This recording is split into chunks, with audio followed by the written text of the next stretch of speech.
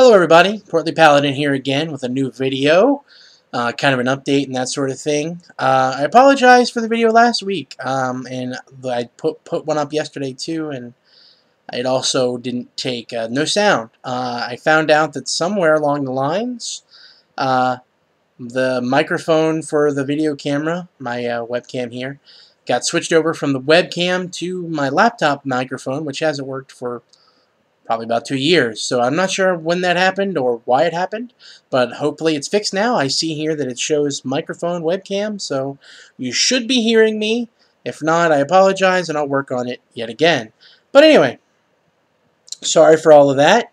As a result of that, and also because YouTube has now granted me the ability to do more than just a 15-minute video, this video is going to probably be a double one, probably around a half an hour. So bear with me. I apologize if I ramble on too long, but we'll get there in the end, I promise. Okay, so since the last time I put a blog post up when I was talking about not doing so great, I have been doing better. Don't have measurements as of right now. It's kind of hard for me to do that on my own. My wife normally has to help me with it. Haven't had a chance to let her do that. I'm going to try to get her to do that today when she gets home, so I should be able to get some measurements up before the end of the week. If I don't kill me. I apologize. Anyway, so we'll get to that. Also, in terms of the blog post, I might not get to that today. I do have a lot going on, have some laundry to do. I just had a big old bag of coupons dropped off by my mother. Those need to be gone through and cut up and everything. So I have a lot I got going on today, so I might not get to it today.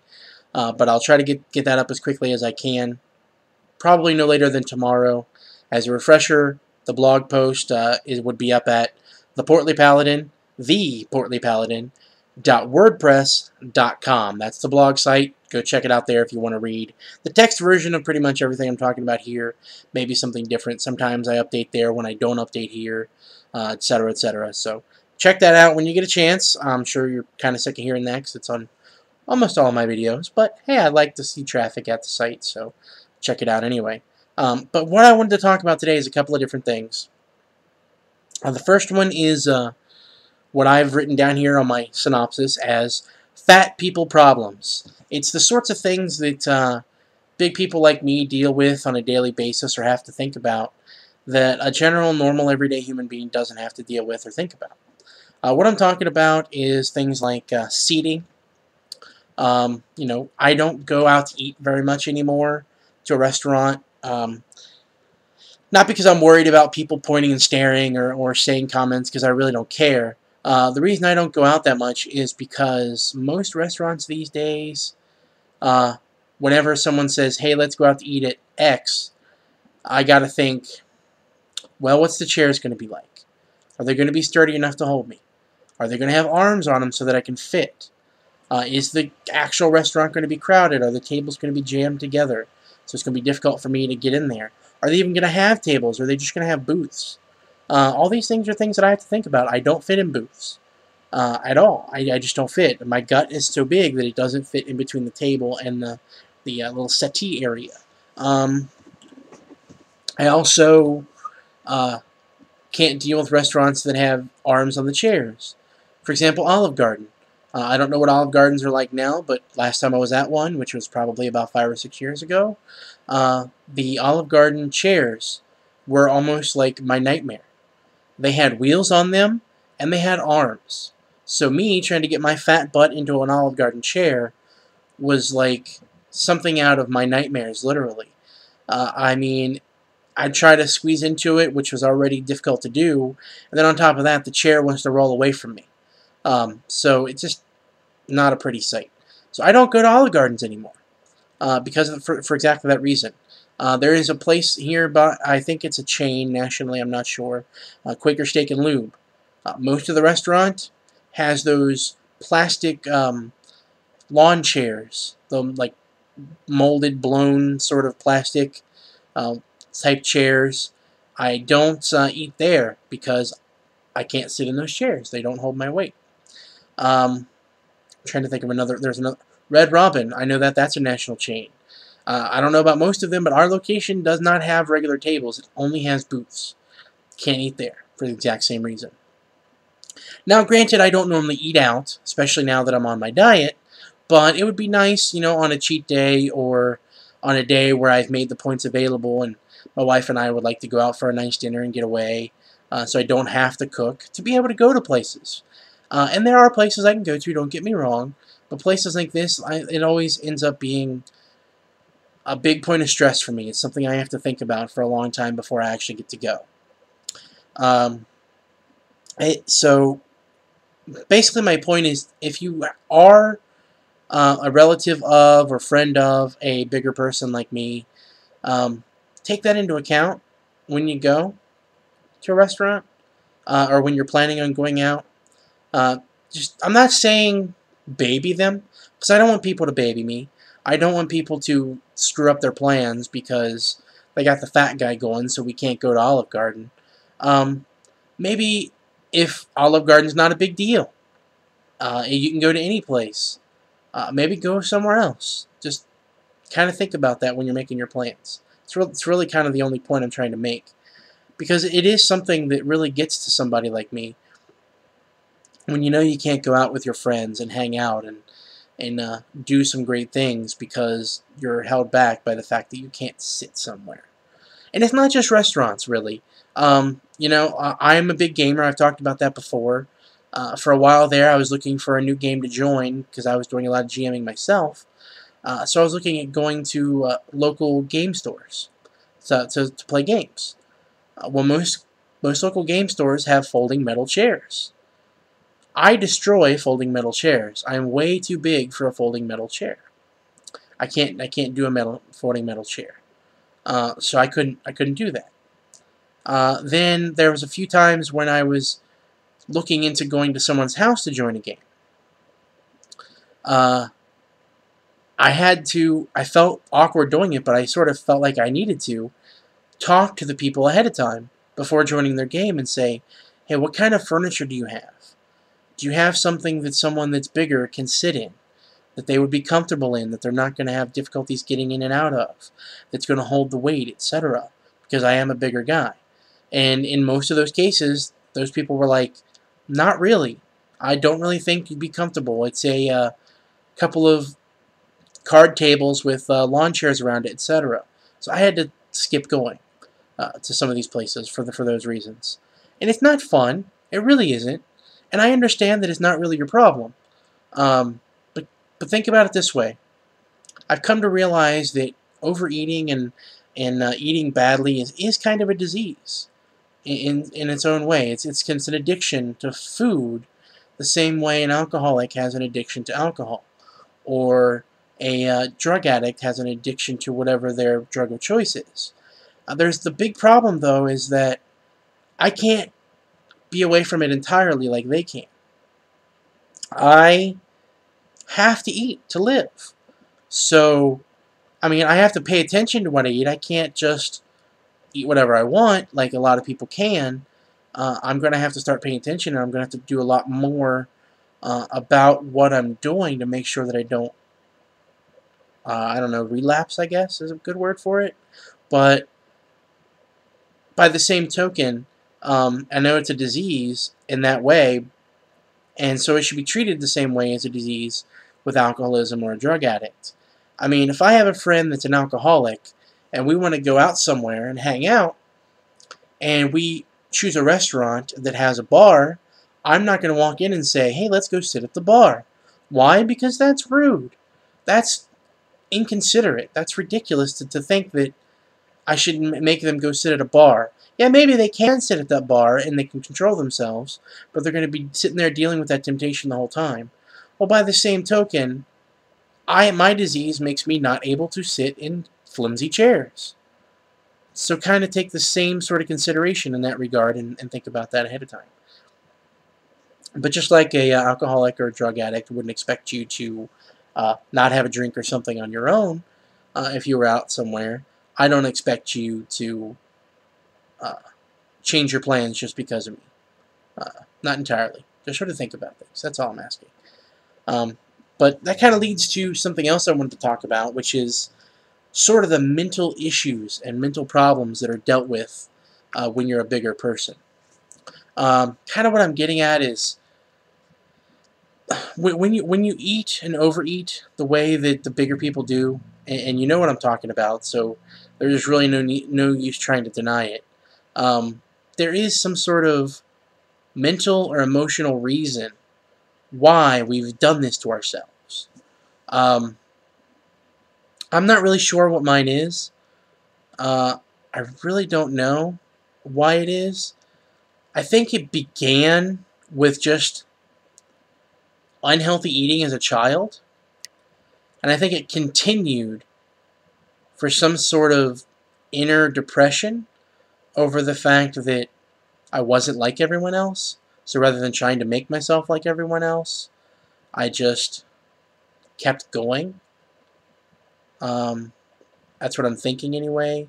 Well, you can see my cat in the background. He's up on the counter where he shouldn't be. Uh, but I'm going to leave him alone for right now. Anyway, what I was getting at is there is definitely a core mental issue for why we overeat and why we put ourselves in these positions. So you need to spend the time to think about why that is and what it is that does that for you, and then do something to counteract that. If you don't, you're not going to succeed. I think that's why a lot of people out there end up getting, the stomach stapling surgery, the lap bands, etc., because they can't really fight this demon that they have. And because they're not fighting the demon, I think that's also why a lot of those fail. Because once that surgery is done, the core root of the problem is still there. So even though they have this medical shortcut taking place, they find ways to circumvent it and then just gain all the weight back eventually. Because they haven't come to grips with why they were big to begin with. I don't know, that's just a personal thought. I may be completely off base on that, but that's just, in my experience, kind of like what I've seen and what I've talked about and what I've thought about. That's what I think maybe might be what the issue is. Just a thought. I don't know. The reason I'm bringing up these mental issues is something I've noticed lately with myself, issues that I've been having. I go through spurts in my life with depression, I guess. I'm not going to call it outright depression because I don't think it is. I think it's a very low-level sort of unhappiness, I guess is a better way to put it.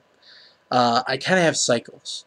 I'm fine for quite a while. Like right now, I feel great. I have no issues. I'm liking my life. I wish I had a job. That's kind of a low-lying depression issue right now with me, is the fact that I've been out of work for so long. But even without that, if I discount that entirely, the rest of me is I don't have any problems right now with any sort of depression. I'm fine with my relationship. My wife and I love each other very much. We get along really well. I'm having no issues with anybody in my life. I have some decent friendships that I'm building, both online and at the game store, to kind of fill in some friendships that I used to have that kind of fell apart not long ago, which is good. But I still seem to find myself maybe every few months I hit this sort of spurt.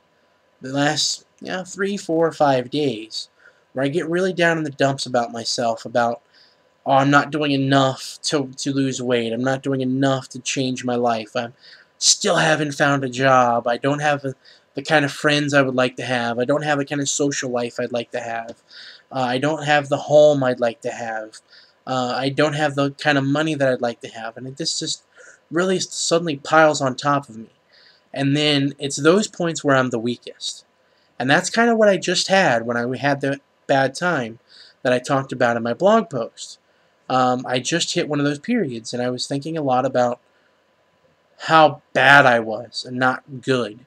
And I really got down on myself a lot. And even though you'd think that I would get down on myself so I would try harder, in my case, I sort of gave up. And I stopped doing the diet as much as I should have. I didn't, like I said, I didn't completely and totally flub it.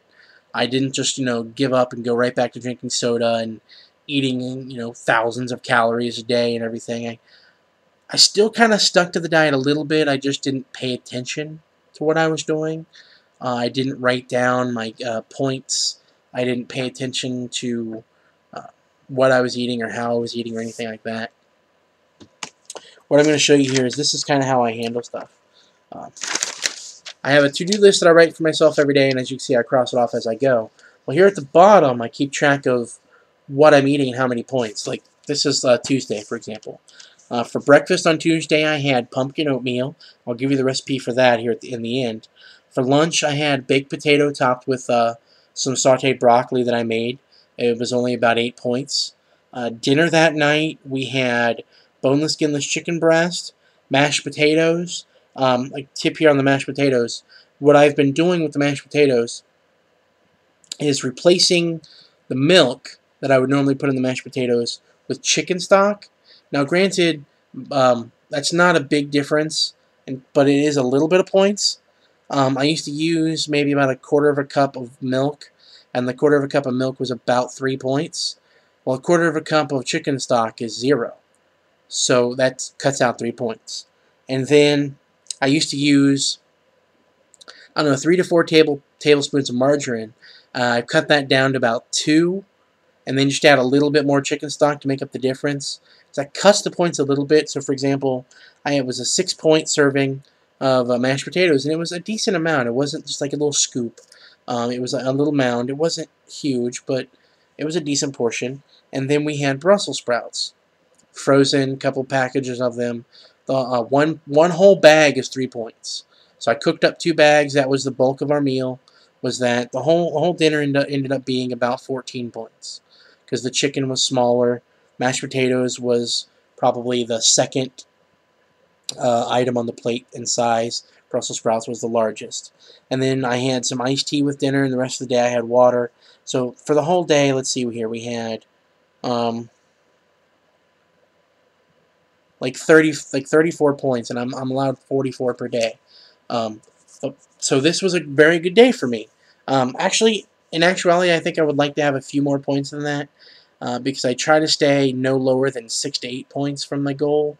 Because if you go too low, you start kind of depriving your body a little bit, and your body's going to fight back, and it's going to be harder to lose the calories.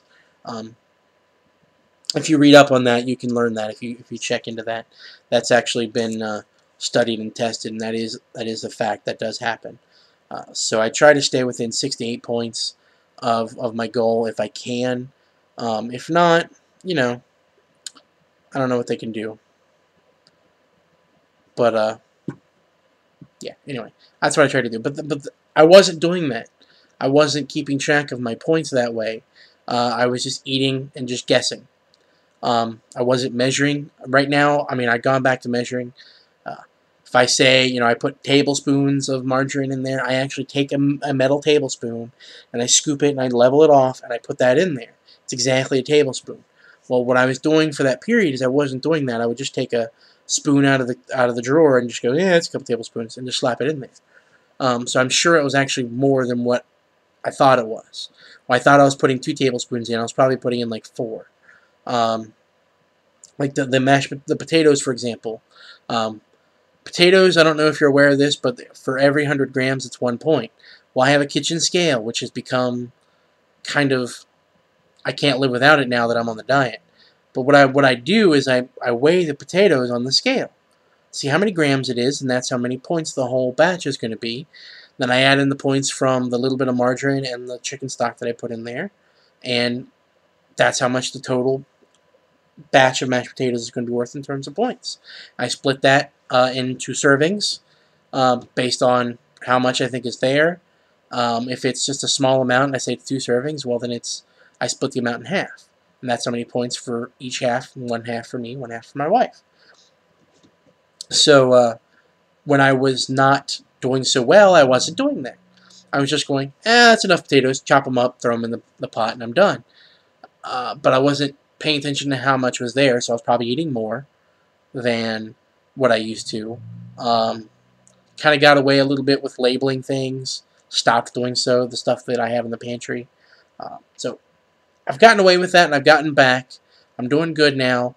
My other big problem is I wasn't drinking water. I kind of got away with the water and started drinking iced tea more. And even though my iced tea is not bad, for an 8-ounce glass, it's only a point. Still, that's points, and this is not. This is water. Also, if you read into things and you look up, and I've done a lot of research on this because I really want to succeed, caffeine does not count as a water-based beverage, anything with caffeine in it, because caffeine is a dehydrating agent. So even though my iced tea wasn't bad, and I'm like, well, I'm drinking a decent amount of it, blah, blah, blah, I should be fine. Well, because it's got caffeine in it, it was actually working on dehydrating me, so that the liquid that was in the tea wasn't really helping me, if you understand what I'm saying. So I've kind of gotten away from that as well and gone back to drinking my water. Like this bottle I love a lot. I want to kind of talk about it for a minute. The one I used to use was plastic. It was Rubbermaid. Had like a squirt top on the top of it. I liked that okay, but after a few months of using it, I started noticing off tastes. And I would like scrub it really well, and it would still sort of taste weird. The little squirt top, I couldn't really get in there to clean it. So my wife got me this one at the local grocery store. It's not like squirty. It doesn't squeeze at all. It does have a little straw on the inside, and it closes nice and tight. It has a little rubber gasket in there so it won't leak. And then it's got the little straw comes out here, so you can take a drink. And then this closes, and it seals it off right here really well, so it doesn't leak at all. And then it's got this little ring right here, so I can attach it to something. Like for example, when I walk on occasion, when I'm wearing my jeans, I have a carabiner ring on my key chain, and I hook that in there and just hook it right on my belt. Excuse me. And that way I can carry it along with me. When I go to the game store, I was always looking for something to take with me for a couple reasons. One, I wanted to be able to drink water. Well, the store now carries bottled water, so that's not an issue. But I also wanted to be able to take something that wouldn't leak. I could just carry in my bag. I have bags that I take to the store with me that have my stuff in them, and I wanted to be able to take something in there that wouldn't leak.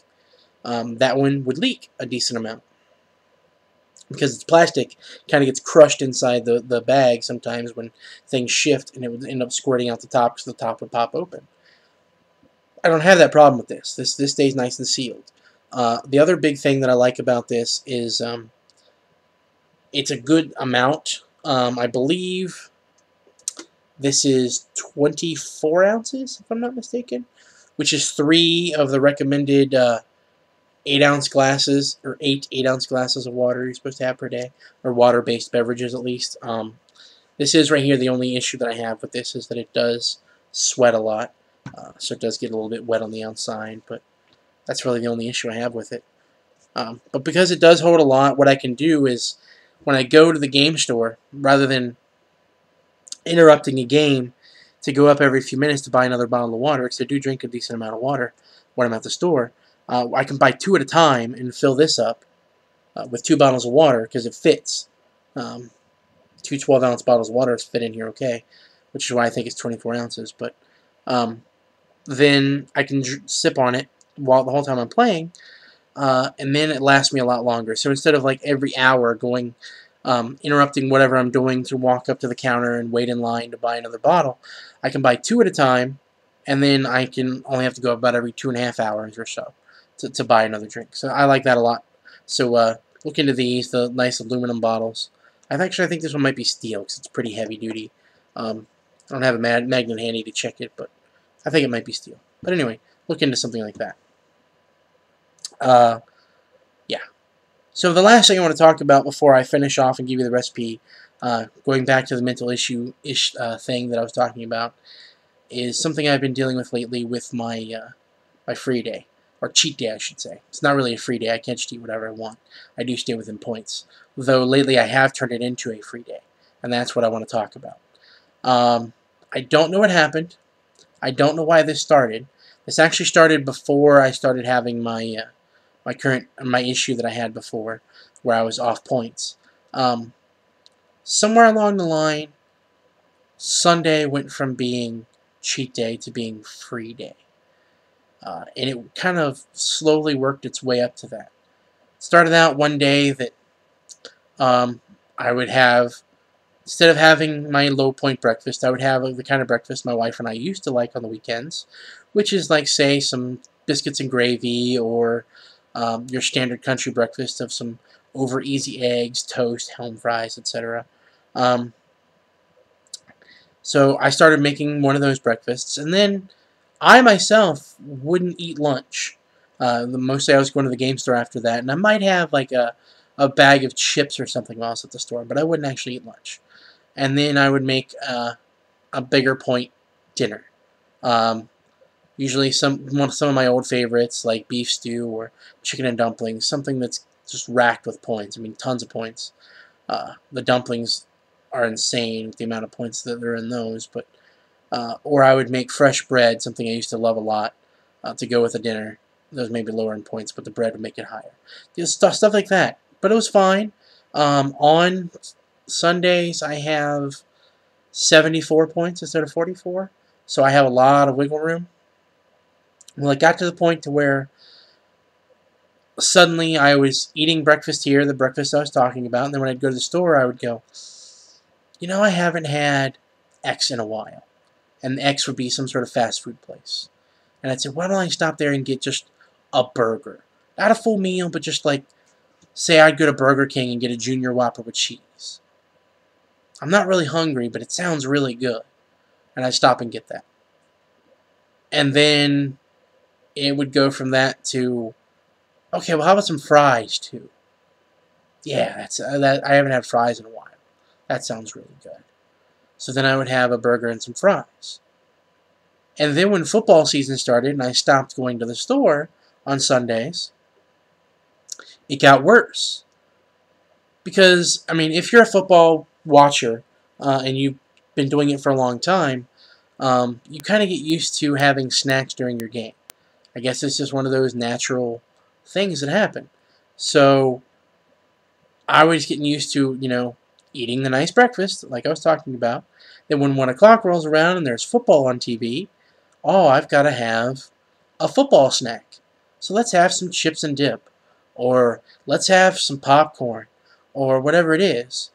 And then I would snack a couple of times throughout the time of watching the movie, or sorry, the game, and then I would have my bigger point dinner like I was used to having. And then it got worse. I started making bigger pot dishes on Sundays, like chilies and things like that. And while my chili's not that bad, I've recently learned, I did the points myself, figured them out, and it comes out to about 6 points for a 2-cup serving. I wouldn't just have a 2-cup serving. I'd make it, you know, around 11 or 12, and then around 1:30 I'd have a bowl of chili. And then about 3:30 I'd have a bowl of chili. And then about 5:30 I'd have a bowl of chili. And then, you know, it's like it just kept going. And I'm like, what am I doing? And it's just gotten to the point to where I'm like, why am I doing this? The last several weeks I've noticed that I've gone to bed on Sunday night uncomfortable, like over full. I don't feel good. My stomach hurts. And why am I doing this to myself? And I really don't know why I'm doing it, and I need to stop. I need to think about that, but kind of, I guess the reason I'm bringing it up is I want to say, look for that in yourself. That's obviously a symptom of something. So look at that. But I just want to leave you with this recipe real quick. I don't want to go too long, and we're creeping up on half an hour. Pumpkin oatmeal. It's 5 points. Use a half a cup of rolled oats, a cup of water, a pinch of salt, a quarter of a cup of pumpkin puree, half teaspoon of cinnamon, quarter teaspoon nutmeg, eighth teaspoon of ground ginger, eighth teaspoon of ground cloves, and a half a teaspoon of vanilla. What you do is put everything but the vanilla into a pot, bring it up to a slow simmer, cook it until it gets to the thickness you like, put it in a bowl, stir in the vanilla, and you're good to go. It's 5 points for that serving, and it's a pretty hearty breakfast, and it'll keep you going. It could use, I like it a decent amount, but it could use maybe a little bit of margarine or some sort of dairy, but just keep in mind that if you do that, it will raise your points. But it's decent just like this. I like it like this as well. But that's the end of the video. Hope you liked it. Don't forget to check out the blog at theportlypaladin.wordpress.com. And also don't forget to keep waging the war against your waistline like I'm doing against mine. And don't let anything stop you or get you down. Keep coming back up. We'll see you next time.